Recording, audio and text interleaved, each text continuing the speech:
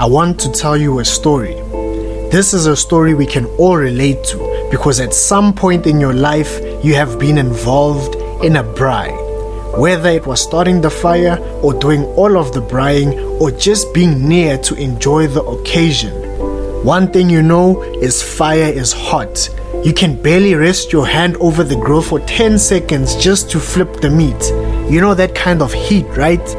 Now, once upon a time, there were a group of boys who were solid in the first thing imperative about faith, having uncompromised conviction. This point elevated them to high positions working for the government in the country they were in, and it happened that in them getting such promotions, other officials were unpleased because this country they were in was a foreign one to them. So they were expected to carry out certain customs which they were not, and this fault being found was ammunition for the bitter officials to escalate matters to the governing king.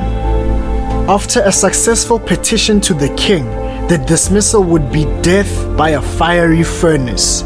Though they were presented with the opportunity to participate in local customs, they stood on their conviction yet again, and this infuriated the king even more to order the furnace be made 7 times hotter.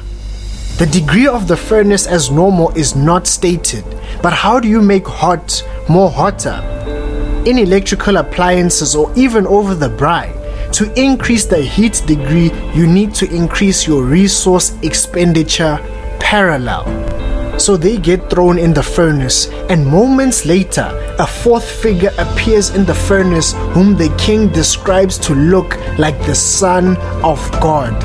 The message here is that where men exhaust themselves trying to discredit you and dismiss you from favor or promotion because of your conviction, the Son of God himself will show up for you.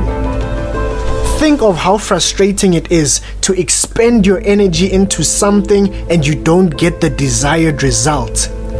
The king expended 7 times what he had, only for some of his own officials to perish in the vicinity of the furnace.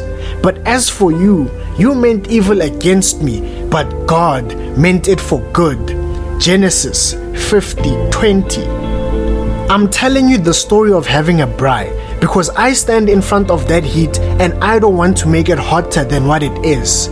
But what a shame it would be to bow down to customs and traditions in the face of some heat.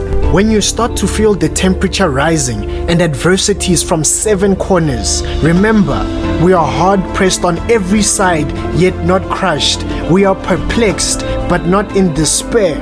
Persecuted, but not forsaken. Struck down, but not destroyed. 2 Corinthians 4:8 and 9. So why go through the fire? It does 2 things. One being it glorifies God in the miracle He is using you to perform.